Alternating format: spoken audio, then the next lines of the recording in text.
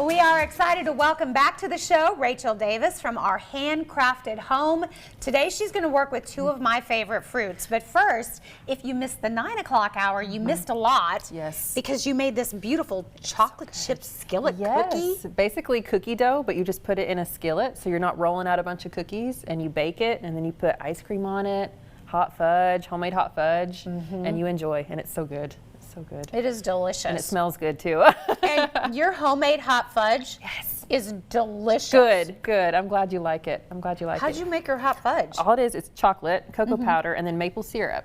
And you mix it up, boil it for a second, and then just put it in your jar, and man, it's good. It's kind of dangerous, honestly. It is a little dangerous. It is delicious. And you can find this recipe will be posted online later today. You can always go to her website too, because you've got it on your website. Yep. She's got great recipes on her website. The sourdough bread looks spectacular. I know, I need to bring that one day, sourdough one day. Just to let us just, yeah, just a little bit of warm, butter. Oh man, yeah, it's so good.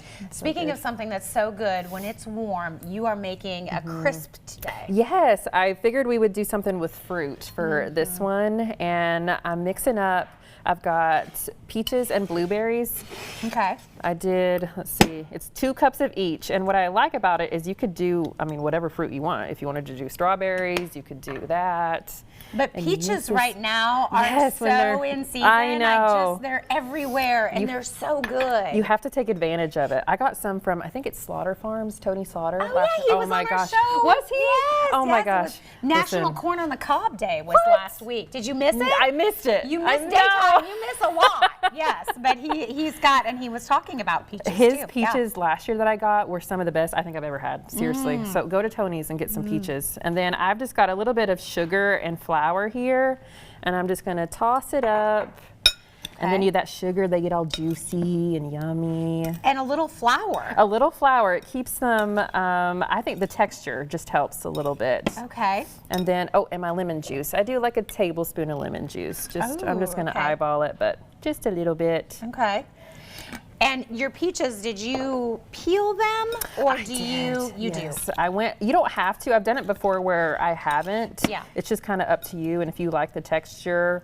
It's kind of, I'm not gonna lie, it's kind of a pain to peel the peaches, at least, or I've just maybe not figured out the way to do it, but I've done it, and I like it both ways. I found out a lot of people just normally peel their peaches before they eat them. I've always eaten the skin. Well, yeah, Are you a skin I give eater? them. Yeah, I give them to my kids, and they just eat it like an apple. Yeah. You know. So yeah. I don't know. But I did that the other day to somebody, and they thought I was crazy. They were, "You're not going to peel that?"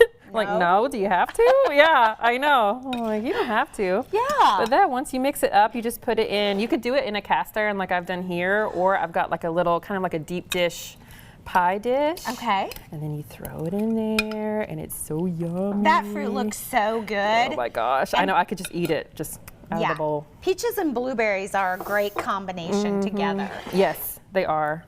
And then once it's in the bowl, I'm gonna go, let me grab my butter here. Okay. So she's got all her diced peaches. Stuff. It smells those peaches smell so good. And for summertime, like you got the 4th of July coming up. Yes. Yummy. Yeah, it's perfect. And then we'll just make a crisp topping to go on top of it. So it's brown sugar, a little bit of oats, and then I just grate in a bunch of butter. I did this last time I was here. I was grating my butter in there, but it makes it easy. It's fast. That is a heavy-duty grater. I'm telling you, yes. This thing gets a lot of work in my house. Rachel does not mess around when it comes to grating. All the butter and cheese that I'm grating, oh man. And while you're grating that, tell me a little bit about your story and your website. I love reading about how you are just really into whole foods and where our food comes from. Yes. I feel like it started when I had my first daughter, like 5 years ago now.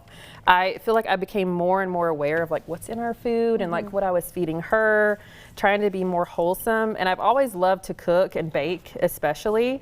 And so I started the blog a couple years ago when I was, oh my gosh, my youngest was like maybe 2 months old. And I was like, I just need a creative outlet to do something. And so I started it and just started with all the different recipes. And it started mostly with baking, but it's just grown from there. So yeah. And so many great ideas. You got to read her story. The website is great. Thank you. I love how your butter was perfect. Look at that. Look at that. It's frozen. You keep it frozen and it grates better.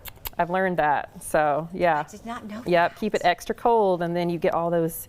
Look at all big these nuggets crumbles. of information I you're know. just throwing our way. What else you got, girl? You got all kinds of good stuff. So once you get that all just crumbly, you know, it doesn't have to be perfect. You get these big pockets of butter. There's nothing wrong with that, right? No. Then you just throw it on top of your crisp, and I'm not technical about it. I just pile it on top. And you didn't have to like do anything, butter, paint, spray your pan? Nope. Oh, look at that. There it goes. And something like this, when it just comes out of the oven and it's gonna smell so Smells good. so good, man. Kind of like that skillet cookie. That was Man. the first thing I smelled this morning. I came in the studio on a Monday morning. I was like, ooh, man. all of a sudden I'm happy. Yeah. Not a bad way to start a Monday. No, Nope. absolutely. And there you go. Just pile it on. I'll just pour the rest on.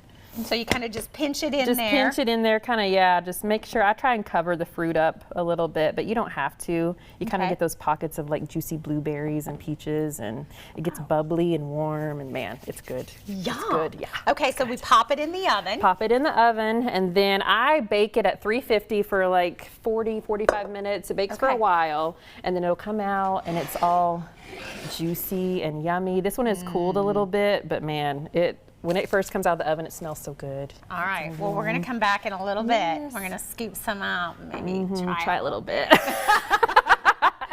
I love it. We're both on the same page Yeah, here, right? yeah, we got to try it. We put in all the work, yeah. Well, thank you. We're going to give everybody your website for more videos, other ideas, ourhandcraftedhome.com.